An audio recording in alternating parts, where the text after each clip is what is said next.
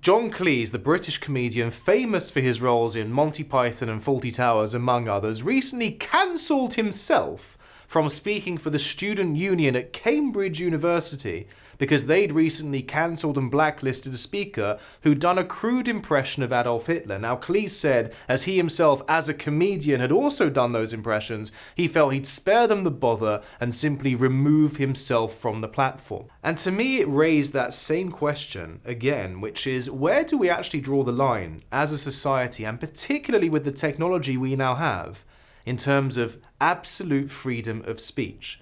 Now, it seems to me society at the moment is almost torn between two extreme polar opposites. On the one hand, you have those who are championing the internet and saying without these things that enshrine our right to say and type what we want to who we want, our democratic rights have been infringed. On the other side of that polar opposite, there's a movement we're all familiar with, which basically says anyone who says anything offensive anywhere should be cancelled, blacklisted, and forgotten about permanently.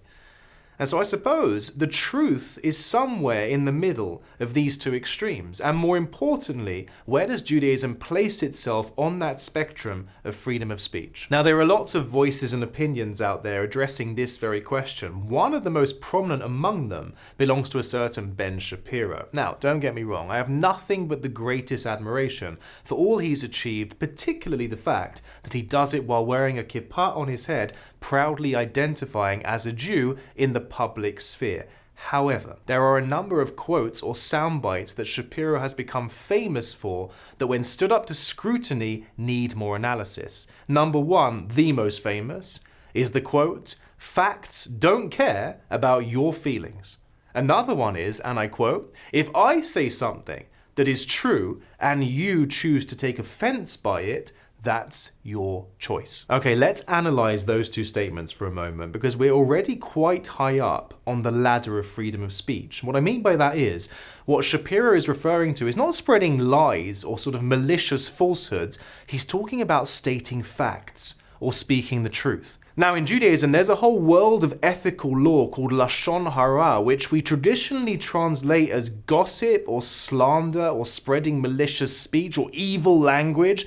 They're all good translations, but an interesting quirk about Lashon Hara is that it actually applies equally when what I'm saying is completely true. For example, if I go around spreading the fact that someone I know lied about their qualifications in order to secure a job, in Shapiro's world, if that person takes offense by me spreading a fact, it's their problem, not mine. That fact doesn't care about their feelings. The Torah, in this world of Lashon Hara, steps in and says, well, actually, the onus of responsibility is on me, the speaker, to first demonstrate there is a clear public benefit to spreading a fact such as this.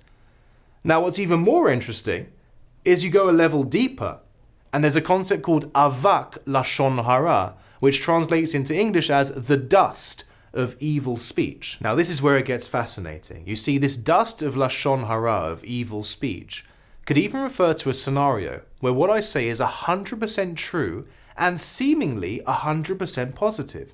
For example, someone says to me, "Hey buddy, do you know where I can get good beer around here?" And I say, "Yeah, go speak to Bob, he loves his beer." Now, on the surface, I did nothing wrong. I stated a fact, I stated it to help someone, and I stated it in a positive way. What on earth could be wrong with what I've said? And yet here again, the Torah steps in and says, well, whoa, wait a second. Maybe what you said about Bob could be misinterpreted or misconstrued by the guy you're talking to, and he might now think that Bob has a drinking problem. So what you thought was a positive fact is actually negative and malicious. So those two extremes we spoke about, they play themselves out on a mass societal level. There are vast numbers of people fighting strongly for a totally open and free internet and social media. And conversely, there are vast numbers of people fighting for cancel culture. And perhaps where Judaism differs is that middle ground where it says actually this isn't a question that can be solved societally, the focus is on the individual. And the Torah asks us individually, well, it may be what we're saying is true and fact, but when we take a step back, have we considered if it's necessary? Is it beneficial? And most importantly, is it harmful? Turns out, in Judaism, facts do care about your feelings.